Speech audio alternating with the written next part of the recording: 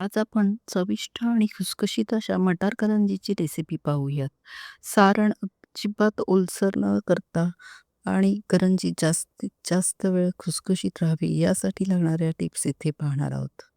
नमस्कार, मी वर्षा. पीएम's किचनमध्ये तुमचे स्वागत आहे. चला तर वळूयात कृतीकडे. सर्वात आधी एक वाटी मटार एका बाउलमध्ये घेऊन 80 ते 90% शिजतील इतके सुकवून घ्यायचे आहेत. मग हे गाळणीत निथळवून घेऊन पंख्याखाली थंड व्हायला ठेवायचे. मी हे कुकरमध्ये सुद्धा वाफवून घेऊ शकता. मटार थंड होईपर्यंत आपण पीठ मळून घेऊया. त्यासाठी एका ताटात एक मोठी वाटी गहू पीठ चाळून घेऊयात. आता यात 4 ते 5 मोठे चमचे रवा घातला आहे. म्हणजेच जवळ-जवळ पाऊण वाटी. मग 1 चमचा ओवा आणि चवीपुरेसे मीठ घालून मिक्स करून घेतले.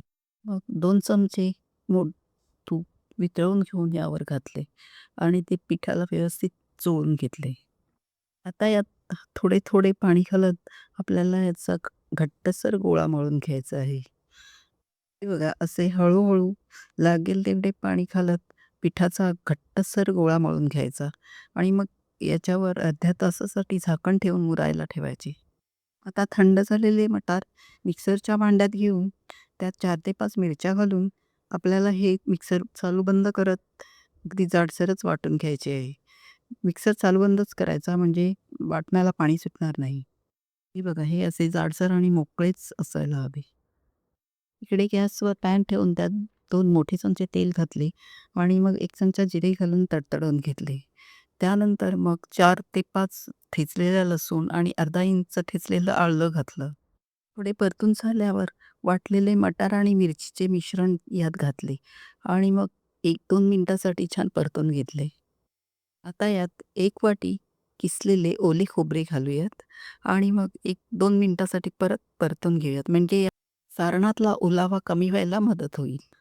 आता यात 1 चमचा धणे पावडर, अर्धा चमचा हळद, 1 चमचा आमचूर पावडर आणि सगळ्यात शेवटी चवीपुरेसे मीठ घालूयात.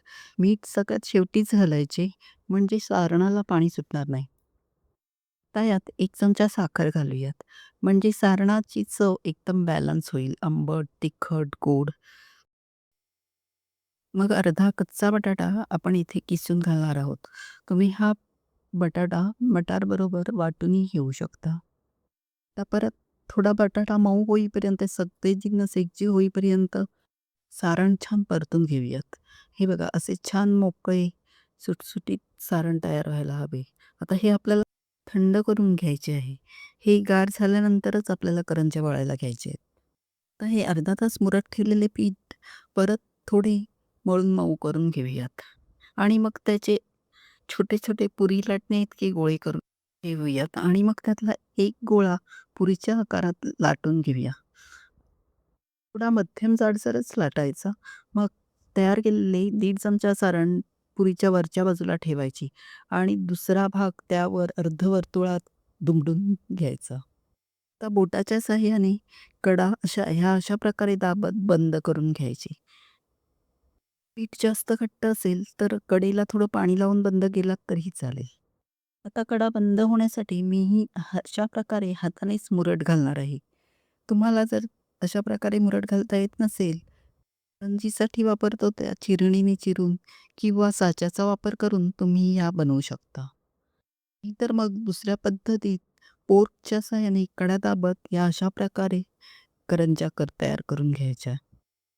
अशा प्रकारे सगळ्या करंज्या एकदम वळून घेतला तरी चालेल. फक्त त्यावर सुकलेला ओला कपडा घालून ठेवायचा. या हे बघा या प्रकारे किती छान करंज्या वळून तयार आहेत. आता या आपण तळायला घेऊयात. त्यासाठी इकडे गॅसवर कढईत तळण्यापुरेसे तेल घालून मध्यम आचेवर गरम करून घ्यायचे. यासाठी एकदम तेल कडकडीतही गरम करायचे नाही. सुरुवातीला एखादी करंजी सोडून तेलाचे टेम्परेचर बरोबर आहे की नाही ते तपासून बघायचे. करंजी तेलात सोडल्यावर गॅस फ्लेम एकदम मंद करायची.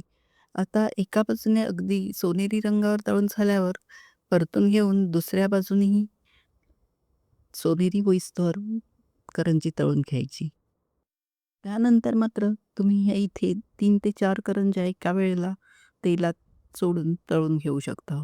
फक्त सोडताना थोडं मंदपेक्षा जास्त गॅस फ्लेम ठेवायची, पण तेलात करंज्या सोडल्यानंतर अगदी मंद गॅस फ्लेमवर ह्या तळून घ्यायच्या आहेत. म्हणजे ह्या अगदी जास्त वेळ खुसखुशीत राहायला मदत होईल. आता ह्या आपल्या एकदम चविष्ट आणि खुसखुशीत अशा मटार करंज्या तयार आहेत. मटारच्या सीझनमध्ये एकदा तरी नक्कीच करून बघा. व्हिडिओ आवडला तर या प्लेलिस्टवर क्लिक करून चॅनलला नक्की लाईक आणि सबस्क्राईब करून सपोर्ट करा.